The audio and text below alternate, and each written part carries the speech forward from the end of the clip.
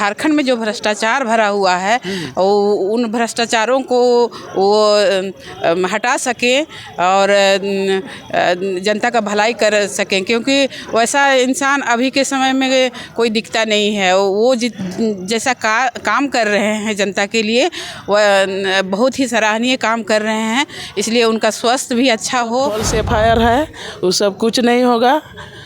हम लोग के जनता के लिए जो हम लोग का इतना प्रताड़ित है झारखंड के लोगों का, ये सब देखते हुए वो अपना ये कर रहा है, नेतृत्व कर रहा है और न्याय के लिए कर रहा है झारखंड के लोगों के लिए।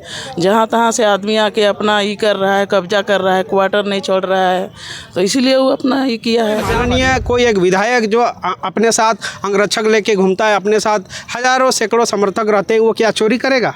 वो किसी क्वार्टर में चोरी करेगा? नहीं। के मोराबादी में है और जिस तरह से जो है झारखंड में आज टाइगर जयराम महतो का जो है हर जगह पे जन्मदिन मनाया जा रहा है, लोग तरह तरह की शुभकामनाएं दे रहे हैं जन्मदिन के मौके पर, और टाइगर जयराम महतो हमेशा ही चर्चा में बना हुआ है। अभी भी कुछ मुद्दों को लेकर जो है हर एक जगह पे घूम ही रहे हैं। हम जानने का प्रयास करेंगे दादा, जिस उम्मीद के साथ जयराम महतो को लोग इतना सराहनीय कर रहे हैं, आज उनका जन्मदिन है, क्या कुछ कहना चाहिएगा उसको लेकर? आज हमारे पार्टी के सुप्रीमो टाइगर जयराम महतो जी का जन्मदिन है।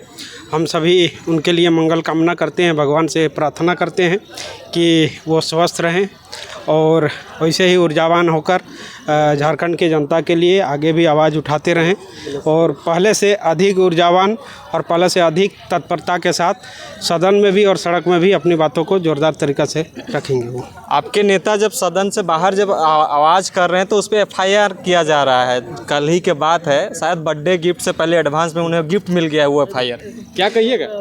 देखिए, एक राजनेता का जीवन जो होता है वो जनता के लिए समर्पित होता है। जहाँ पर भी जनता के मुद्दे होते हैं वहाँ पर राजनेता उपस्थित होते हैं।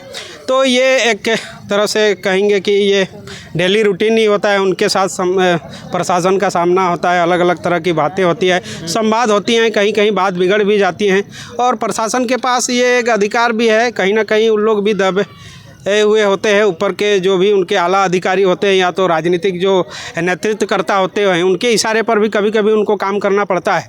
तो जहाँ पर जो एफआईआर का आप चर्चा किए अभी, तो उसमें देखिएगा एफआईआर में जो जिक्र किया हुआ है कि चोरी का भी आरोप उसमें लगाया हुआ है। तो ये एक लाइन से ये साबित हो जाता है कि ये जो एफआईआर है ये फर्जी है, ये फॉल्स है, ये गलत है।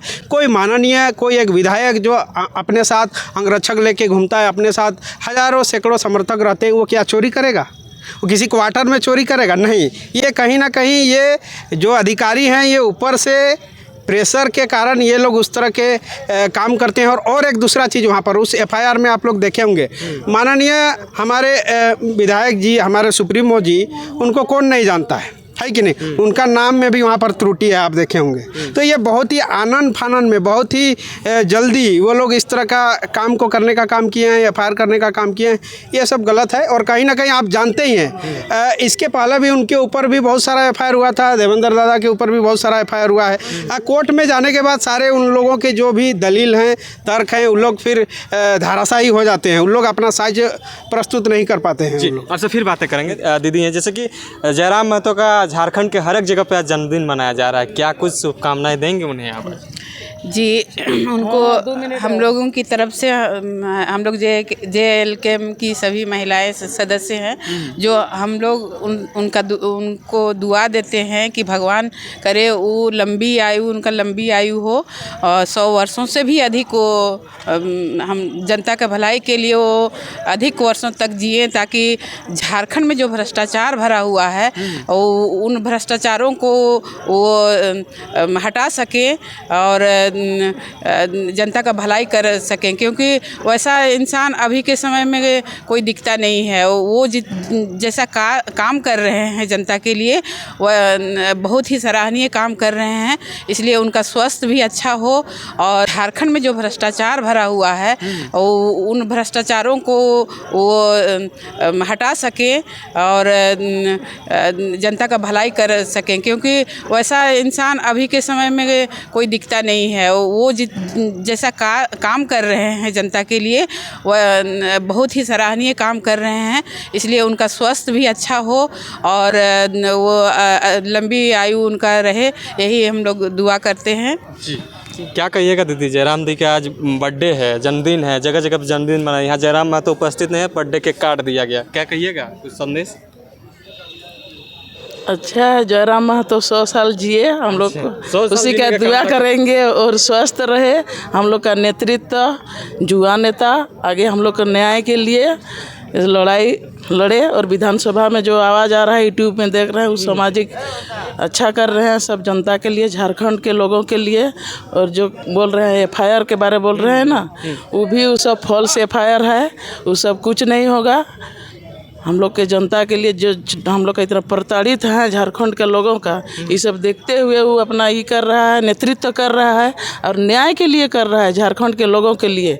जहाँ तहाँ से आदमी आके अपना ये कर रहा है, कब्जा कर रहा है, क्वार्टर नहीं छोड़ रहा है, तो इसीलिए वो अपना ये किया है। अच्छा, आप अधिवक्ता भी हैं, तो क्या कहिएगा इस चीज़ों को लेकर? जयराम महतो पे FIR जो लगाए जा रही हैं, कितना जायज़ है? जायज़ नहीं है। ये लोग 20-30 आदमी आके बोल रहा है, तो ये सब फॉल्स केस है, इस सब में कुछ नहीं होगा। कुछ नहीं होगा। लोग कह रहे हैं कि विधायकी चली जाएगी। विधायकी कुछ नहीं जाएगा, इस सब में तुरंत ये सब नॉन अवेलेबल नहीं है, नॉन अवेलेबल है, ये सब बाहर ही हो जाएगा, खत्म हो जाएगा। अच्छा दादा, क्या लगता है कि सपोर्ट करेंगे जितना हो सके। जी जी हमारे साथ राजीव दा हैं। जिस तरह से आप लोग जो है हमेशा JB केसेस को प्रमोट करने की बात करते हैं, लेकिन लोग जो है हमेशा ही, अभी जयराम महतो यहाँ पे उपस्थित भी नहीं है, आप लोग केक काट दिए, जगह जगह पे जो है उसका केक काटा जा रहा है, तो इस संदेश को कैसे पहुँचाना चाह रहे हैं आप लोग, किस तरह से? देखिए, ये जनता का प्यार है, हमारे कार्यकर्ताओं का प्यार और सम्मान है उनके प्रति। वो एक विचारधारा को लेकर चले हैं, झारखंड के जनमानस का कैसे भला होगा, झारखंड का कैसे उत्थान होगा, विकास होगा। जिन विषयों को लेकर, जिन मुद्दों को लेकर, जिन नीति और सिद्धांतों को लेकर हमारे महापुरुषों ने संघर्ष किया था, झारखंड अलग राज्य का सपना देखा था, उन लोगों ने कुर्बानी भी दिया है, बलिदान भी दिया है।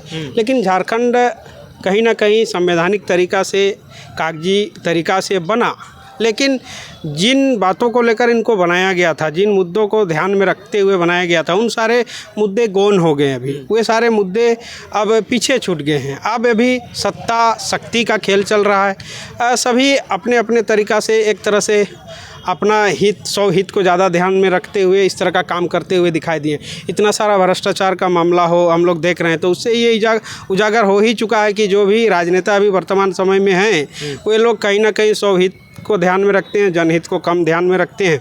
तो टाइगर जयराम जी एक संदेश ये देने का प्रयास किए 3 साल पहले जो आंदोलन शुरू हुआ, कि हमारे जो भी महापुरुष थे, इससे पहले जो भी झारखंड आंदोलन के क्रांतिकारी नेता थे, उनका यही सपना था कि झारखंड राज्य अलग हो। यानी झारखंड राज्य अलग हो कहने का यही मतलब था कि झारखंड में झारखंडियों का राज हो, झारखंड में झारखंडियों का राज हो। अगर हम ये शब्द कहते हैं तो इससे ये मतलब नहीं होता है कि हम किसी अन्य राज्य के लोगों के प्रति दुर्भावना रखते हैं या तो उनके प्रति कोई गलत विचार रखते हैं। हम अपने राज्य में अपने लोगों का हक और अधिकार कैसे मिले उनकी बात करते हैं। जैसे हम लोग देख रहे हैं कि झारखंड राज्य अलग हो, इसके पीछे का जो मेन कॉन्सेप्ट था, इसमें था कि झारखंड में झारखंडियों का नीति निर्माण में, निर्णय में, नियुक्तियों में, इन सारे चीज़ों में इन लोगों का पहली प्राथमिकता होनी चाहिए, यानी इनको स्थान मिलना चाहिए। लेकिन आप अभी देखिएगा, नीति के निर्माण करना हो या तो निर्णय की जो भी बॉडी हैं, उनमें हमारे लोग अभी भी बहुत कम हैं। तो इन सारे चीज़ों को ध्यान में रखते हुए ही राज्य को बनाया गया था कि यहाँ के लोग अब इतने सक्षम हो चुके हैं, इतने जागरूक और जानकार हो चुके हैं कि वो अपने राज्य को अपने तरीक़ा से चला सकते हैं। और कहीं ना कहीं हम देखेंगे कि उत्तर बिहार का और ये हमारा छोटा नागपुर क्षेत्र का, ये जनता का, समाज का स्ट्रक्चर हो या तो समस्या हो, सभी अलग अलग हैं।